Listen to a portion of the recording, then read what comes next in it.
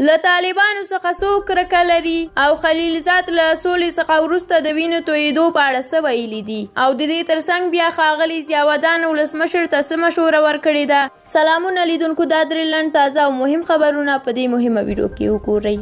د ولسمشر لومړي مرستیال امرالله صالح ویلي د ځمکې پر سر ټولنه د طالبانو زوبېدو ته په تمه ده. صالح پر خپله فیسبوک پاڼه لیکلي چې ښارونه له طالبانو څخه کرکه لري.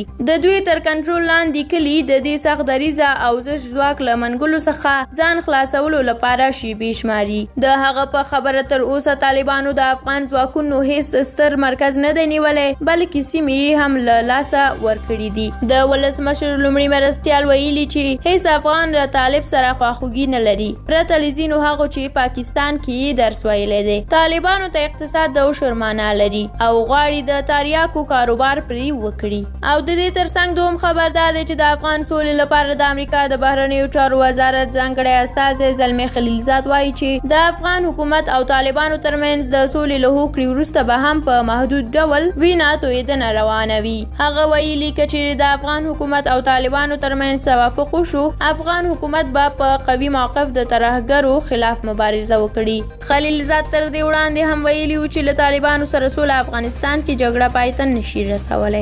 او د دې دوو خبرونو ترڅنګ دریم خبر دا دی چې ښاغلي ضیاءالدین ولسمشر ته ویلي دي چې ښاغلی ولسمشره، سل بې معنا مشاورین د له دندو ګوښه کړه، سل مفسد مامورین زندان ته واچوه، لس غټ غله او اختطافګر اعدام کړه، پر چا چې د برېښنا لکونه افغانۍ بیلونه پاتې دي برېښنا قطع او د دوی د نیولو حکم صادر کړه.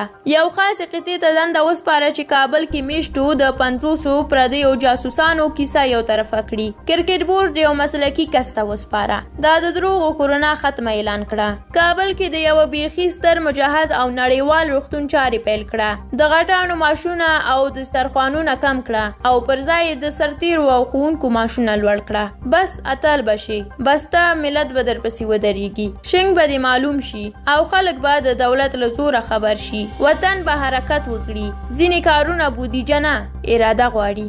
درنو لیدونکو، له تاسو مننه چې ویډیو م تر اخره ولیدله. که مو ویډیو خوښه شوي وي نو لایک یې کړئ. که د دې درې خبرونو په اړه تاسو هم کوم نظر لرئ زموږ سره یې کومنټ کې شریک کړئ. تر بلې ویډیو الله مو مل شه او ښه وخت ولرئ.